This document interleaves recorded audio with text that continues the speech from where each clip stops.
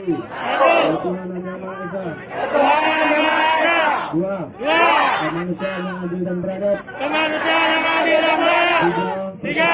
Indonesia. Persatuan Indonesia. Empat. Kerakyatan yang dipimpin oleh hikmat. Dalam kebijaksanaan.